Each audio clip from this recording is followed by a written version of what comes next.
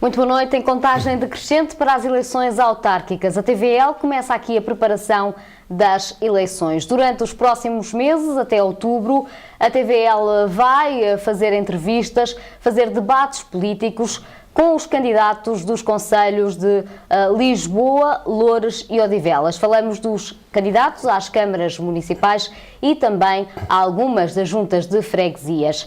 Nesta primeira entrevista, neste primeiro ciclo de entrevistas, pretendemos apenas dar a conhecer ao eleitorado cada candidato. Começamos por Loures, por Fernando Costa, que é presidente há 27 anos da Câmara Municipal das Caldas da Rainha, desde 1986. É um candidato a quem não falta experiência e que agora se atreve a candidatar-se a Loures. Muito boa noite, Dr. Fernando Costa. Obrigada por estar aqui hoje na TVL. E muito boa noite para si e para a população de todo o concelho de Loures. Muito bem. Começamos então nesta entrevista por uma pergunta que muito provavelmente muita gente gostaria de fazer neste momento. Nós conhecemos o Presidente das Caldas da Rainha, há 7 mandatos, portanto, que é Presidente, que é autarca, mas não conhecemos o homem. Quem é, afinal, Fernando Costa? É uma pergunta difícil de responder, em causa própria. Mas nasci numa pequena aldeia, ali perto de Fátima, num mundo rural. Os meus avós eram agricultores, o meu pai era agente da PSP e depois tive a sorte, foi uma sorte, ter ido estudar. Comecei na Ordem Franciscana, depois da 4ª classe.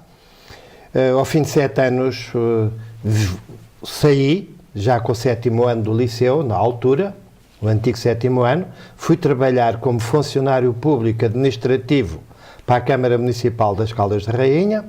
Passado algum tempo deixei a Câmara, fui tirar o curso de Direito na Faculdade, Direito de Lisboa, na Clássica, onde acabei o curso em 1974. Portanto, é advogado? Onde é que estavas no 25 de Abril? Estava na Faculdade de Direito no 5º ano. Depois fui dar aulas, podia ter ficado na faculdade a dar aulas, tinha notas razoáveis para o efeito, mas a perturbação pós-74 levou-me a dar aulas para um liceu, para as Caldas da Rainha, dar aulas de História de Introdução à Política, ao antigo 7º ano. Portanto, a política já estava no sangue. A política começou aos 18 anos. Aos 18 anos, em 1969, fui assistir ao primeiro comício na altura do MDP-CDE, nas Caldas da Rainha, com aquela figura imponente de Vasco da Gama Fernandes, de outras pessoas da oposição. Eu comecei muito cedo na oposição ao regime, e com muito idealismo e com muita impreparação, como é próprio dos 18 anos, mas optei sempre por uma certa moderação. Sá Carneiro já nessa altura dava nas vistas, foi de facto o meu grande líder político, foi Sá Carneiro. Foi Sá Carneiro que o impulsionou a ser militante do PSD. Exatamente. Eu fui convidado porque era conhecido nas Caldas da Rainha, como estudante de Direito, tinha sido funcionário público e era conhecido por oposicionista. Quantas vezes eu tomei café à mesa do café com pessoas comunistas, sem saber que eram comunistas, sabíamos uns dos outros que eram do contra.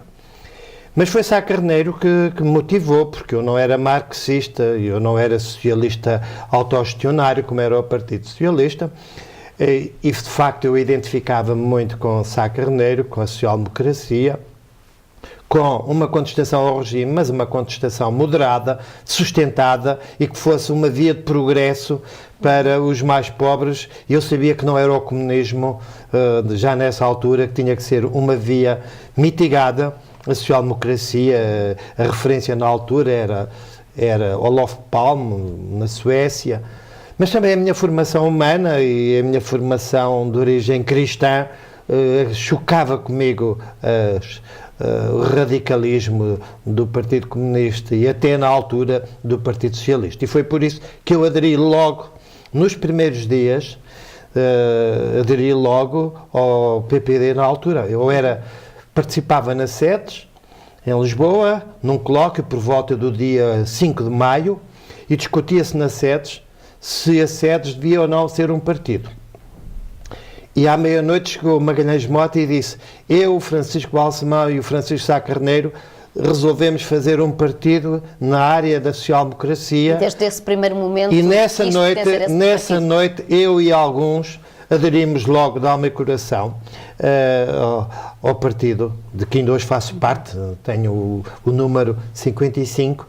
Mas eu gosto de dizer, a minha independência, a minha rebeldia desses tempos e a minha independência hoje, quase que diria que está inalterada, porque os partidos são um meio. Eu diria que não estará são sustentada até pela experiência e pela larga experiência que tem à frente das Caldas da Rainha. Antes de concorrer à Câmara, isto antes de 1986, também foi deputado. Eu fui logo deputado, quiseram que eu fosse deputado à Constituinte com 24 anos e eu não aceitei, porque na altura estava a dar aulas e estava a fazer o meu estágio de advocacia. E entendi que primeiro estava o meu estágio da advocacia. Porque eu digo frequentemente aos jovens, primeiro tirem o curso, primeiro ganhem experiência profissional e depois é que se vai para a política.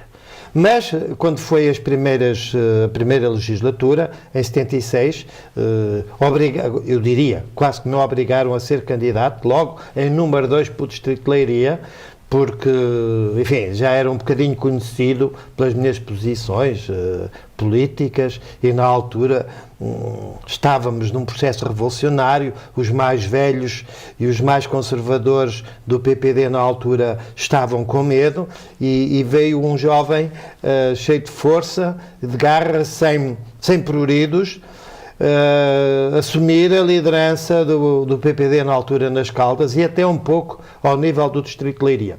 E fui logo convidado e não tinha padrinhos. Sinto, foi o meu mérito e foi também o meu arrojo em participar naquele processo conturbado político a seguir ao 25 de Abril. E com certeza também terá sido o seu mérito que levou os eleitores das Caldas da Rainha a votarem em si durante 7 mandatos consecutivos. Eu, apesar de ter tido a passagem pela Assembleia da República, acho que não há nada mais bonito na política do que a autarquia. Eu fui funcionário público, fui professor, fui advogado durante 11 anos, fui deputado e caio na autarquia sem saber ler nem escrever. Foi quase que um acidente. Mas depois, quando se é autarca, ganha-se uma paixão e prescindi de toda a vida, fechei o escritório, não tenho nenhuma sociedade, não tenho advogados por trás, nem pela frente, nem ao lado.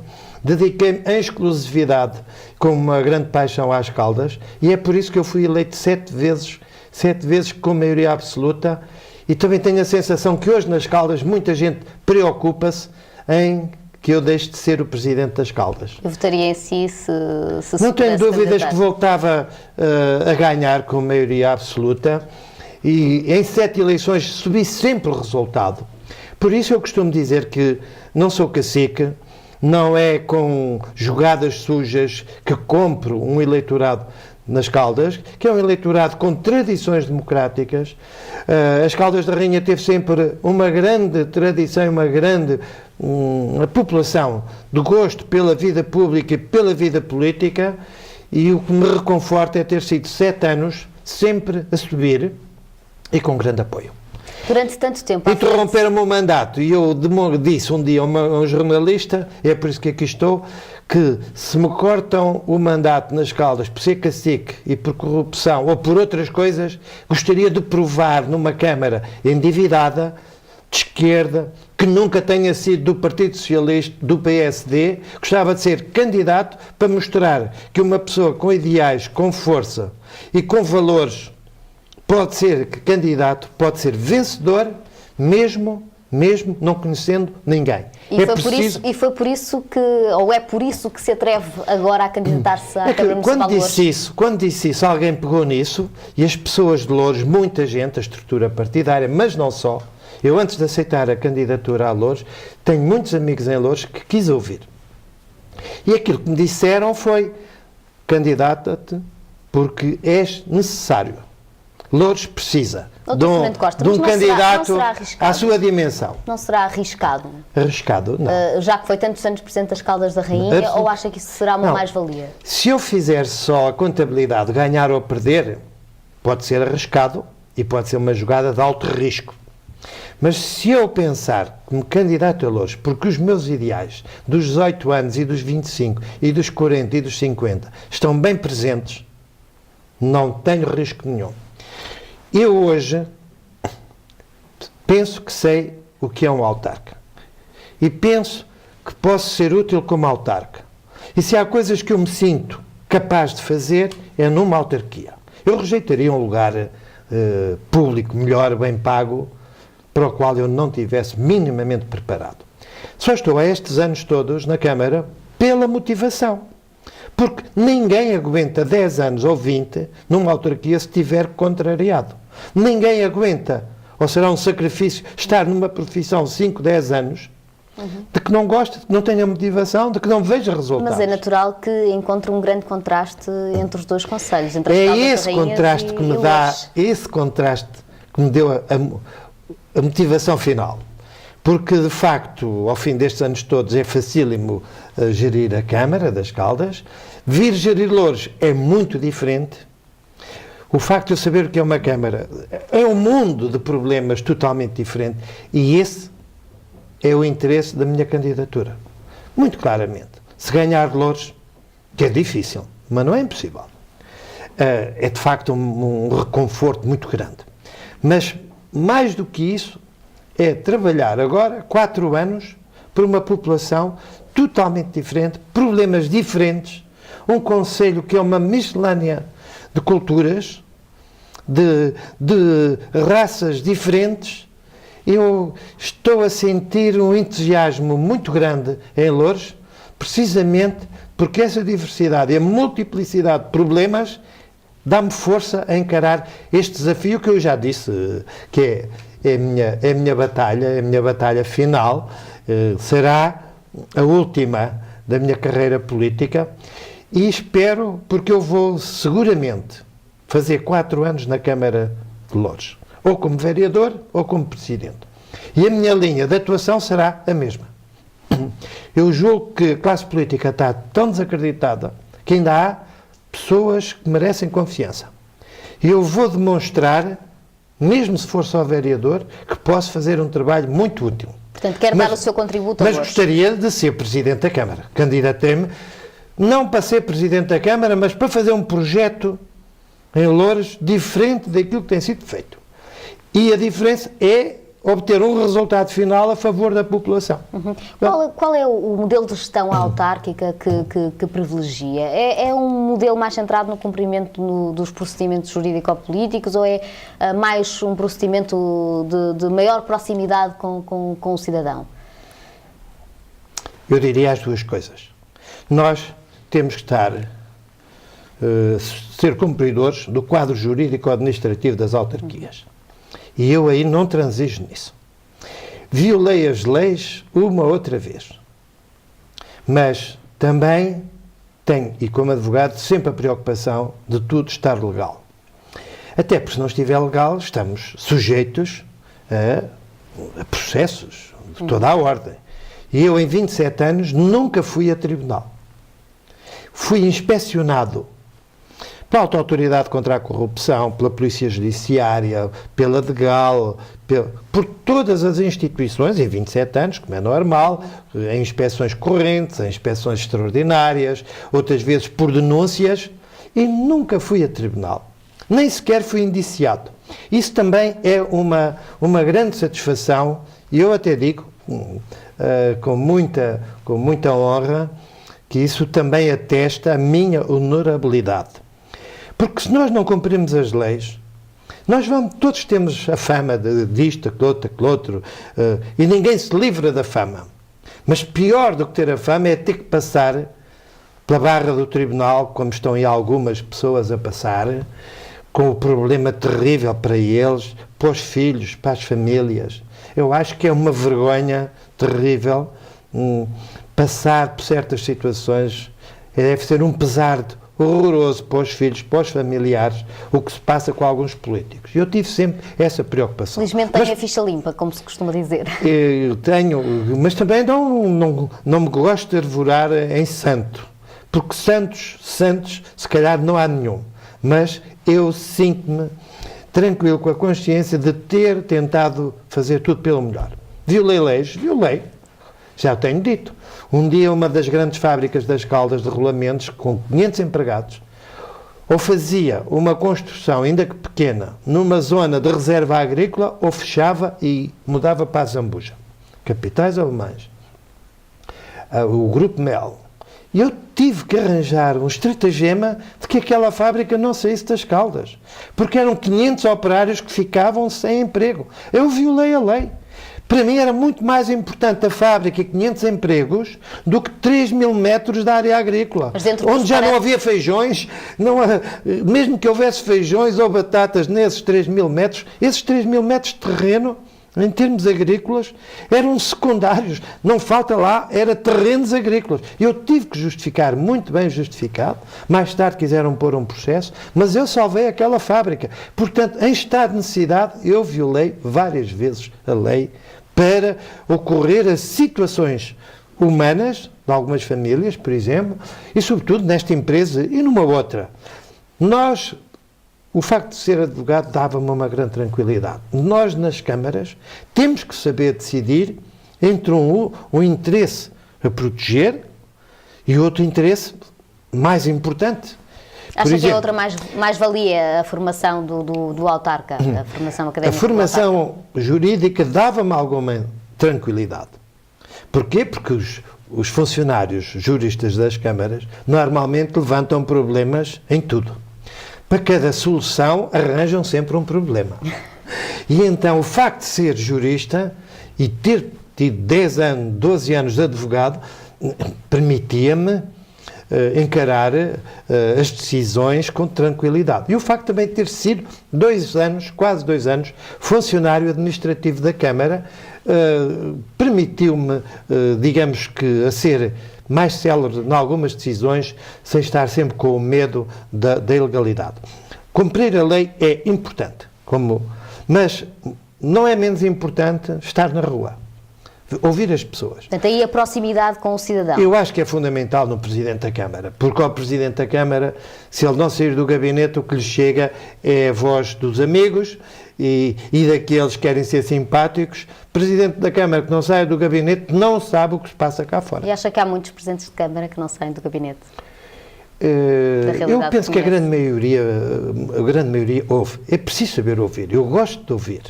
Nem sempre posso decidir só por aquilo que ouço. Mas é fundamental conviver com as pessoas. Eu gosto de ir a uma aldeia. Eu gosto... E às vezes até bebo um copo e às vezes jogo uma partida de sueca. Não é pelo prazer da sueca ou do copo. É para estar à vontade com as pessoas e para as pessoas dizerem com toda a vontade o que é que pensam da Câmara, o que é que pensam dos vereadores, o que é que pensam dos funcionários, o que é que acham bem e acham mal. Este é um trabalho...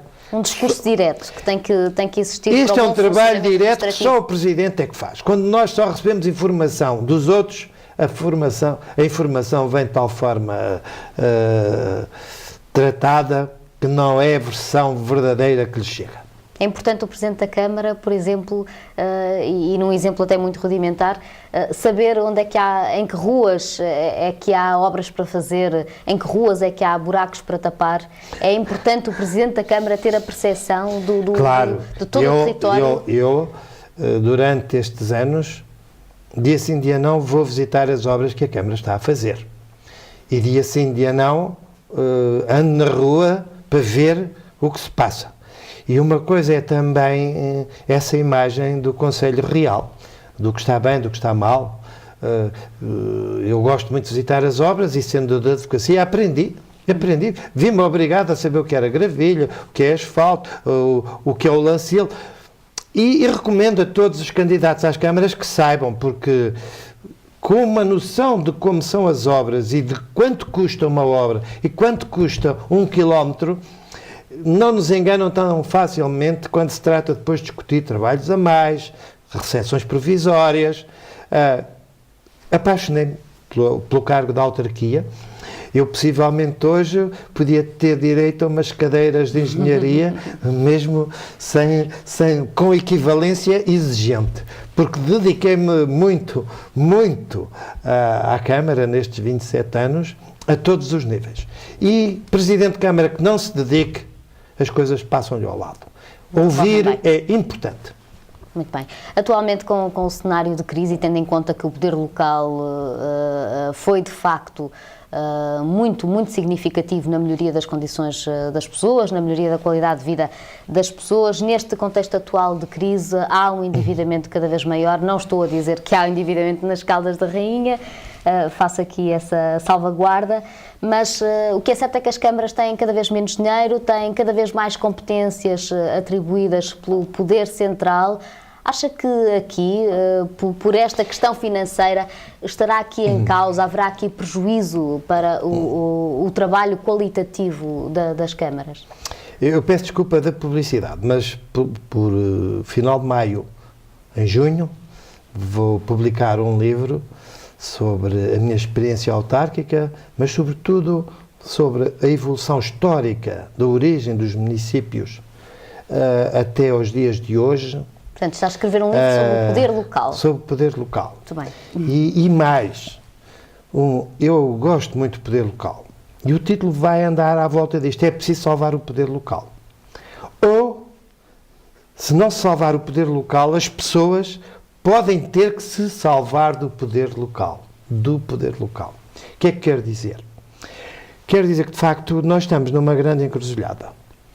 Os municípios tiveram, na minha opinião, bastante dinheiro. Não tem faltado meios financeiros aos municípios, no pós-25 de Abril. Nunca os municípios tiveram tanto dinheiro. Também nunca os municípios fizeram tanto trabalho. E confesso que os municípios fizeram um trabalho extraordinário, altamente positivo. O dinheiro que os municípios gastaram foi muito mais produtivo do que se tivesse sido gasto pelo Estado. Não tenho dúvidas. É mais rentável nos municípios do que no Estado.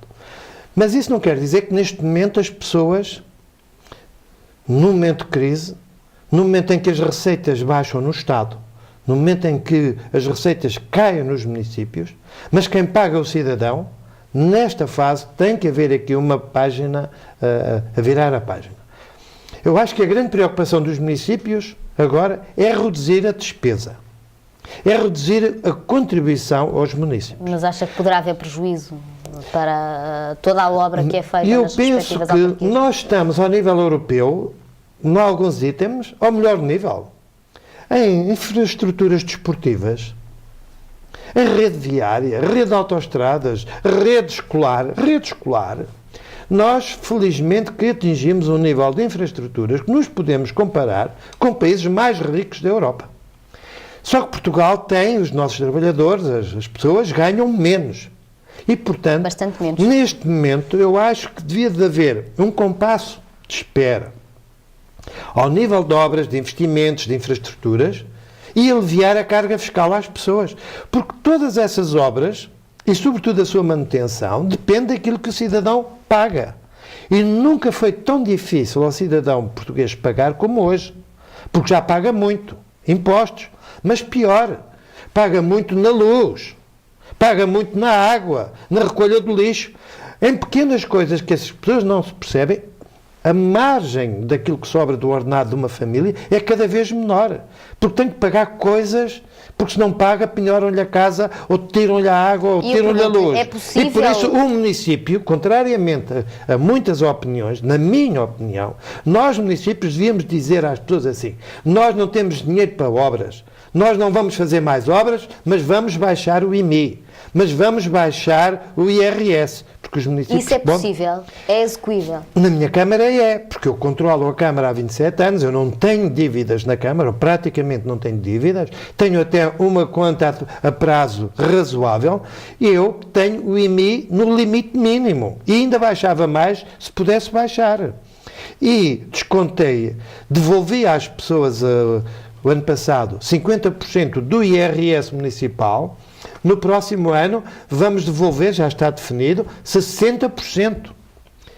É possível. Nós não temos a recolha de lixo, não se paga. E a fatura da água é metade daquilo que se paga em Loures. Tenho que dizer claramente. Comparem a fatura da água das Caldas da Rainha. Mas podem também comparar com Óbidos ou com outros concelhos. Nas Caldas é mais barato. E porquê? Porque eu controlo a Câmara. Há 27 anos. Nunca dei o passo maior do que a perna, ou a passada. E eu hoje posso dizer que tenho obra feita, continuo a fazer uma regeneração urbana de 10 milhões de euros, tenho o dinheiro para pagar as obras e estou a baixar o imposto às pessoas. É evidente que também digo às pessoas, eu deixo de receber 4 milhões de euros a menos este ano. Portanto, são 4 milhões de euros de obra a menos. Mas eu, pessoalmente, e as pessoas entendem que esses 4 milhões de euros fazem mais falta às famílias, particularmente neste momento de crise, do que eu andar a fazer festivais de música, ou a deitar foguetes, ou até a fazer estradas. E esse trabalho de planeamento faz parte da função de um Presidente de Câmara? Ou seja, o Presidente de Câmara, pela proximidade que tem com os cidadãos, tem que pensar no que é que faz mais falta a cada pessoa, a cada família. Mas eu não tenho dúvida nenhuma a dizer que nas Caldas, como em qualquer parte do país, a preocupação das câmaras neste momento era reduzir despesa, aquela que não é necessária, aquela que não é indispensável, mesmo em algumas obras de estradas, para aliviar a carga às pessoas, a carga fiscal. Mas tem feito isso ao longo destes 7 mandatos? Eu tenho feito isso porque, de facto, tive... Sempre? Porque eu encaro a Câmara como se fosse a minha empresa. E as pessoas nas Caldas há muito tempo que pagam menos que noutros concelhos. Porque eu não gasto dinheiro mal gasto. Eu tenho a preocupação de não gastar dinheiro mal gasto. Nas Caldas não há lá compadrios, nem há empresas com sócios da Câmara ou com sócios vereadores. Eu não tenho nenhuma ligação, nem os meus vereadores. No dia em que eu soubesse que um vereador estava ligado a uma empresa para estar a receber indiretamente da Câmara, esse vereador ia para a rua. E na Câmara das Caldas nunca entrou nem os filhos, nem os afilhados, nem do Presidente, nem dos vereadores. Aliás, há aqui é por isso que eu tenho muito poucos funcionários na Câmara das Caldas. E é por isso que eu tenho a situação financeira equilibrada. E como tenho a situação financeira equilibrada, pude baixar os impostos. É claro que eu gostava de fazer o mesmo em Loures. Mas com Loures, com 80 milhões de euros de dívidas, com 3 mil funcionários, 3 mil... 2.170 na Câmara, mais 1.000 nos serviços municipalizados. Com o problema grave que já devia estar resolvido entre Loures e Oeiras, onde... Odivelas. Peço desculpa, Odivelas. Tem o mesmo início. De modo que eu vou fazer um esforço. E digo-lhe, há uma decisão que não vou aqui anunciar, na primeira deliberação de Câmara, se eu for Presidente... E se não for Presidente, há uma proposta que eu vou pôr em cima da mesa. Vai poder esclarecer todas as suas propostas na segunda entrevista? Hoje não. Na segunda entrevista. Mas eu acho que as pessoas em Loures pagam muito de mim. Não tem dúvida nenhuma. E compara agora com Lisboa e comparem com as Caldas. E, portanto, se as câmaras não reduzirem os impostos às pessoas, também nunca reduzem a despesa. Se as câmaras estiverem à espera de reduzir primeiro a despesa, ter as contas em dia, para descerem os impostos, nunca acontece isso. Porque enquanto há dinheiro, gasta-se. Mas se as pessoas reduzirem os impostos às pessoas e o dinheiro baixar, a seguir a Câmara tem mesmo que reduzir despesa. Dr. Fernando Costa... E o meu amigo Gaspar, no Ministério das Finanças, também devia de saber isto. Em vez de subir tanto os impostos, baixe. Se o IVA não fosse tão alto, as pessoas, se calhar, não fugiam tanto. Dizem os economistas que é de facto uma falácia na economia. Em relação ainda ao despesismo das câmaras e à quantidade de funcionários, é muito comum, tanto nas autarquias como também até no Poder Central, e há notícias recentes sobre a contratação de assessores, nomeadamente para o gabinete do Primeiro-Ministro. Curiosamente nunca teve assessores. Teve um assistente, ou tem um assistente... A Câmara das Caldas tem apenas um assessor. Da CDU, curiosamente. Não. Tem uma assessoria com uma empresa de advogados. Que a nossa assessoria jurídica são 2.200 euros por mês. Por mês, o nosso advogado. Há câmaras onde essa assessoria é 10 mil. e 15 mil e 20 mil. Também não percebo. Agora, e muito mais. O que eu vou dizer é que o meu adjunto na Câmara é um funcionário da Câmara. E é um funcionário excelente. E é considerado pelos colegas o melhor funcionário. Já é um homem de 50 anos. Ele é meu adjunto, ele é meu secretário, ele é meu secretário e secretário dos outros vereadores e é adjunto para todos. E é simpatizante da CDU. E concorreu à freguesia pela CDU.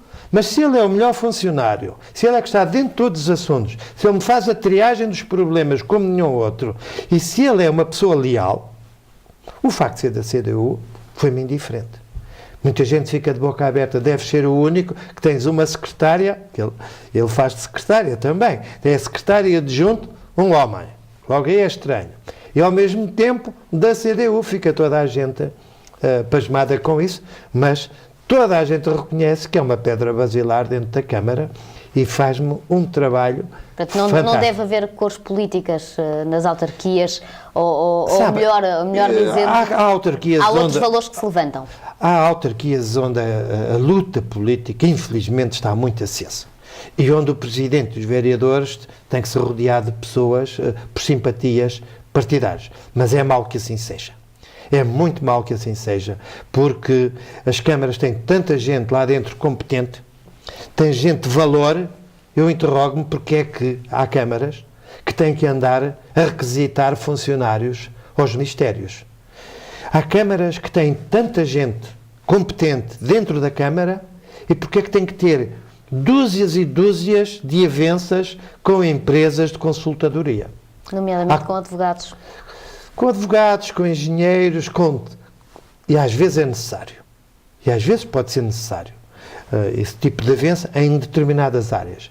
Mas a maior parte, isso passa-se nos ministérios, a maior parte é por favor, é por compadrio. E eu, com isso, não tolero. Portanto, acha que há, de facto, uma má gestão dos recursos? Não, desde que hoje... De forma geral. Antigamente havia as direções gerais do Ministério A, e era gente competente, gente de carreira, gente que sabia. Agora, os ministérios, está tudo a trabalhar com os grupos de advogados, grupos de engenheiros, com lobbies, com consultadorias fora do Ministério, e o Estado a pagar aos funcionários. E muitas dessas avanças é por favores, é por compadrios, é por ligações, tantas vezes, de ministros, secretários de Estado, deputados, a esses gabinetes. Dr. Fernando Costa, numa isso altura... comigo nunca deu, nunca resultou, também não vai resultar agora. Numa altura conturbada, numa crise política aberta e numa crise financeira com um grande significado, infelizmente, para nós, com medidas como, por exemplo, a agregação das freguesias, como é que deverá ser a relação, neste momento, entre o poder local e o poder central? Como é que uma autarquia se deve relacionar com o poder central, na sua opinião? Vou remetê-la para esse livro, mas eu sou contra a regionalização do país. Penso que precisamos de uma grande reforma administrativa. E o que eu acho que é importante é haver o Estado Central com os seus poderes desconcentrados, por um lado, e o que devia de haver era municípios fortes. Introduzir entre os municípios do Estado novas entidades de caráter autárquico ou de regionalização política, na minha opinião, é errado. É certo que há municípios que não têm hoje escala para serem os interlocutores, para receberem a descentralização que o Estado deve fazer para as autarquias. É por isso que eu entendo que esta reforma das freguesias não tem grande razão de ser, porque não é aí que se poupa. E a reforma que o país precisa é da agregação de concelhos. Não faz sentido haver 308 concelhos. 100, 120 chegam. E quando digo concelhos, neste sentido, eu entendo que os concelhos se devem manter. Deve de haver 100, 120 câmaras, órgãos. Hoje, uma Câmara, a equipe que está à frente de uma Câmara de 3.000 habitantes ou de 5.000, geria ao mesmo tempo 2, 3 câmaras. Naturalmente que um concelho com 70 mil, 100 mil habitantes tem uma escala, tem uma dimensão que lhe permite ser rentável e sustentável. Agora, a grande maioria dos municípios não tem escala. Está-se a gastar um dinheirão terrível com o funcionamento das câmaras, não é nos funcionários, nem nos jardineiros, é na própria equipe camarária. O presidente, os vereadores, o secretário, o chefe de divisão, o motorista e o carro, isso são, no mínimo, 500 mil euros por ano. A Câmara mais pequenina do país gasta muito perto de 500 mil euros por ano. E as pessoas não têm noção disso. As pessoas não gastam, às vezes, 20% da despesa total só. Ora, eu acho que se eu, com 2 vereadores, administro 250 km² e administro 50 mil pessoas, eu com 2 vereadores, porque é que no interior ou no litoral 1, 2, 3 concelhos não vão ter uma Câmara comum? Serviços comuns. Não estou a mandar fechar serviços, nem a própria Câmara. Os serviços de atendimento, os serviços de limpeza, tudo isso deve manter. Agora, há, de facto, administrações camarárias a mais. E não é preciso ir muito longe, porque já em 1850, Henrique Nogueira, que era um republicano e socialista, entendia, em 1850, que 100 municípios chegavam. É claro, com estes municípios assim, uns pensam no distrito, depois pensou-se na província, agora pensa-se nas regiões, agora pensa-se nas entidades não sei quantos, andam a inventar. Mas provavelmente será muito mais fácil agregar freguesias do que câmaras. A grande realidade que está na nossa estrutura, na nossa maneira de ser, é o município. Hoje os municípios são muitos ou são pequenos.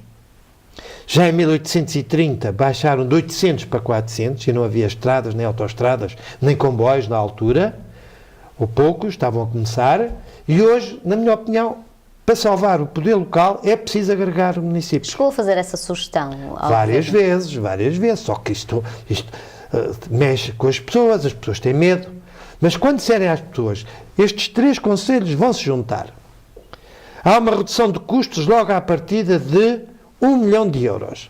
Mas este 1 milhão de euros vai ser descontado no IMI, na recolha do lixo, na fatura da água. As pessoas destes 3 concelhos passam a pagar menos esse 1 milhão de euros. São as pessoas que pagam menos. Não é os municípios que recebem menos. Recebem menos porque as pessoas pagam menos. Se for assim, vai ver que muita gente concorda. O problema é que está muito longe de ser assim, porque apesar do processo de agregação porque depois poupa-se de um lado e gasta-se onde não se deve. É o que está à vista. É por isso que muitos concelhos estão à beira da falência. Mas esta mudança dos concelhos tem que se fazer, porque não vai haver dinheiro suficiente para manter a máquina do Estado. Portanto, na sua opinião, a seguir às freguesias, vêm as câmaras? Tem que vir, porque senão muitas vão à falência. O Governo criou agora uma linha de crédito PAL, 1.000 milhões, que faziam muito mais falta nas empresas para salvar uns tantos municípios. Mas esses municípios, se não reduzirem a máquina burocrática, se não reduzirem a máquina funcional, se continuarem a manter os vereadores, os assessores e os funcionários e as avanças, dentro de pouco tempo estão outra vez na falência. E depois já não haverá dinheiro. E é preciso que os portugueses se consciencializem que não podem andar a pagar para sustentar vícios aos ministros ou aos autarcas ou aos presidentes de Câmara. Porque, de facto, anda aí muita gente com certos vícios que o cidadão do lado, o vizinho aflito, é que está a pagar isso. Não tenha dúvidas. Uma última questão, já que estamos no limite do nosso tempo. Quais são os grandes desafios, como autarca que é, mas como candidato que também é neste momento à Câmara de Loures, que se colocam às autarquias locais? Que grandes desafios é que acha que há na generalidade, neste momento, já lhe falei, não. Para as autarquias? Há que reduzir despesas nas câmaras, que não é essencial, para aliviar a carga fiscal às pessoas. Aliás, se as câmaras também não reduzirem essas despesas, dentro de pouco tempo vão à falência, porque as receitas das câmaras estão a cair, sobretudo na antiga CISA, que se chama agora IMT. nas taxas de urbanização, em várias coisas. As câmaras agora, felizmente, também não podem ir aos empréstimos, senão entrava por um lado e saía por outro.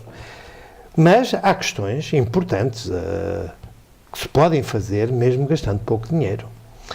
E há questões fundamentais. Eu acho que a primeira coisa que um Presidente de Câmara sabe, ou deve saber, por isso é que eu estou a ler a história de Loures, estou a ler a história. Há muita gente que está numa Câmara e não conhece a história do seu próprio Conselho. Aliás, eu como professor já tenho recomendado que devia de haver uma cadeira 6 meses, 3 meses na escola, no ensino secundário, para que se ensinasse a história da vila, ou da cidade, ou do concelho. Que se pertence. A que se pertence. Bom, eu acho que há muitos desafios. E então Loures tem tantos, da segurança, a melhor limpeza, ao aproveitamento de Loures como... Loures tem coisas interessantíssimas, tem igrejas... Eu fui há dias descobrir a igreja... Aliás, eu sei que o Dr. Fernando Costa é um adepto da cultura. Em Bruxelas, por exemplo. É um adepto da cultura. Sabe, que também tem a Câmara é que me estimulou, a Câmara. Eu antes era só advogado e só não tinha tanta sensibilidade, mas quem é Presidente de Câmara deve conhecer a história dessa terra e deve ter uma sensibilidade forte para as questões culturais, para a defesa do património arquitetónico. Uma cidade pequena como as Caldas, ou até mesmo Loures, que eu já vou conhecendo, tem que preservar os seus edifícios do século XIX, da arte nova, as quintas, porque senão daqui a 50 anos, se isso desaparece, desaparece a identidade própria destes concelhos. O património. Eu acho que é uma pena, porque quando se fala em Lisboa e na Grande Lisboa, fala-se Lisboa, Oeiras, Sintra, Cascais, e Loures tem motivos turísticos, tem questões de interesse para que Loures também entre nessa rota do turismo. E para que não se olhe Loures como uma cidade só, um concelho só de problemas. Há coisas interessantíssimas. Mas também não é menos verdade que o Governo de Lisboa, o Governo do país, e até a própria Câmara de Lisboa, não podem ignorar, não podem pôr debaixo do tapete alguns problemas graves, sociais, que há em Loures. Porque esses problemas transmitem-se a Lisboa. Mas não é só Loures, Odivelas e outros. E eu acho que eu estou a descobrir um mundo novo, confesso. É uma surpresa. Mas tem eu já passei, eu já sei onde é a Quinta do Mocho, eu já sei as áreas mais difíceis, não vale a pena. Onde há pessoas que têm os mesmos direitos que eu e que a jornalista. Pessoas que são consideradas guetos. Ali não interessa, aquele bairro não conta. Muitas comigo. alges. Pois, e algumas de qualidade. E ainda não percebi bem como é que ao fim de 20 anos, 30 anos, grande parte das pessoas que até fizeram excelentes casas ainda não têm água do município, ainda não têm tratamento de esgotos do município e, mais grave, não têm licença de habitabilidade. E quando se trata de querer vender a casa, não podem vender a casa. E tudo isto foi consensualizado durante tantos anos e até fomentado. E até me dizem que essas pessoas estão neste estado de coisas para que quem está na Câmara as tenha na mão. Sob ameaça, sob coação. Um presidente de Câmara tem que ser, sobretudo, humano, na sua gestão. Eu acho que o Presidente da Câmara não pode ignorar as dificuldades que o vizinho tem. E se ele é Presidente da Câmara, é precisamente para partilhar com os vizinhos, com os fregueses, com os munícipes, os problemas de todos. Porque senão, não vale a pena. Se é só para ir passear à conta do cargo, não dá. Olha, e tenho tido em Loures uma grande satisfação, um excelente acolhimento. Olha, as pessoas de Loures comigo têm sido extremamente simpáticas, no café, nas fábricas, onde já fui, vários níveis. E isto de ser autarca é uma paixão, e é por isso que eu também estou aqui em Loures, e gostaria que as pessoas beneficiassem alguma coisa da minha paixão. Tenho a certeza que vão beneficiar. Agora, se conseguir ganhar, o que é difícil, dificílimo, não é impossível. Já vi as coisas mais difíceis. Tenho a certeza que as pessoas não se vão arrepender. E eu, acima de tudo, tenho a certeza de uma coisa. Eu estou num desafio, mas estou a ganhar muito com este desafio, porque estou a conhecer uma parte das pessoas e uma parte do país que não conhecia. E isso, para mim, é enriquecedor e é isso que me dá esta motivação e esta franqueza, de peito aberto para enfrentar os desafios. Muito bem, com certeza que depois desta entrevista vão todas as pessoas em Loures e não só ficar a conhecê-lo bem melhor. Muito obrigada por ter estado aqui na TVL. Contamos consigo na segunda entrevista, no segundo ciclo de entrevistas que será então sobre o programa político. Mais lá para a frente, Fernando Costa, candidato pelo PSD a Loures, ficou aqui o perfil do homem e do político.